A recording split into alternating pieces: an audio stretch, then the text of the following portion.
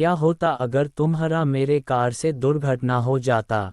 वह लड़की मेरी बात को सुनकर जोर जोर से रोने लगी। वह बोली, अब मैं जिंदा नहीं रहना चाहती हूँ। कहानी शुरू करने से पहले हमारे चैनल विजय रॉय स्टोरी चैनल को प्लीज़ सब्सक्राइब एंड लाइक अवश्य करें ताकि हमें मोटिवेशन मिलता रहे, ताकि आप लोगों के लिए नया नया कहानी लाता रहूं। आइए कहानी शुरू करते हैं। पिछले साल मैं अपनी कार से जा रहा था। रास्ता काफ़ी दूर का था। मुझे काफ़ी देर तक कार चलाना था। मैंने अभी कुछ ही दूर चला था कि मुझे रास्ते में एक लड़की मिली। वह लड़की दुल्हन के कपड़े पहने रास्ते के बीच में खड़ी थी। मैंने काफ़ी तेजी के साथ कार चला रहा था। मैंने उस लड़की को कुछ दूर से ही देख लिए। मैंने अपने कार में ब्रेक लगाया। लड़की के पास जाते जाते मेरी कार रुक गई। मैं अपने कार से बाहर निकला और उस लड़की से बोला, तुम्हें बुद्धि नहीं है? तुम सड़क के बीच में खड़ी हो। क्या होता अगर तुम्हारा मेरे कार से दुर्घटना हो जाता। वह लड़की मेरी बात को सुनकर जोर जोर से रोने लगी। वह बोली, अब मैं जिंदा नहीं रहना चाहती हूँ। फिर से वह रोने लगी।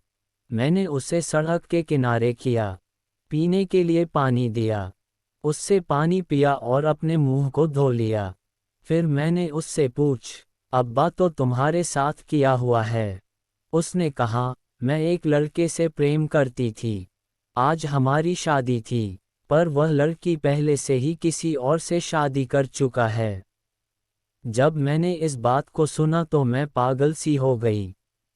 अब मुझे शर्म भी आ रहा था, इसलिए मैंने अपने घर से भाग गई। मैंने कहा, ठीक है, पर तुम्हें अपने घर से इस तरह नहीं भागना चाहिए। वैसे तुम्हारा घर कहाँ है? उसका घर वही था जहां मुझे अपने काम से जाना था। मैंने उसे समझाया और कहा, चलो मैंने तुम्हारे घर वालों को समझाता हूँ।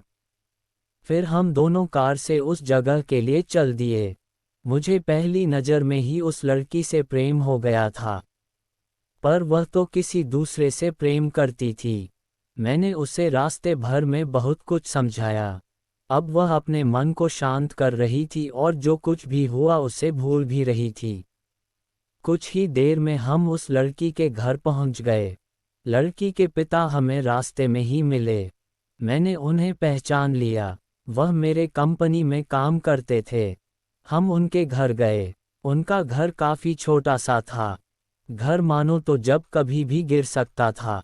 उन्होंने मुझे बताया कि मैंने अपने जीवन भर की कमाई अपने लड़की के शादी के लिए रखा था, पर आज मेरा सारा पैसा बर्बाद हो गया।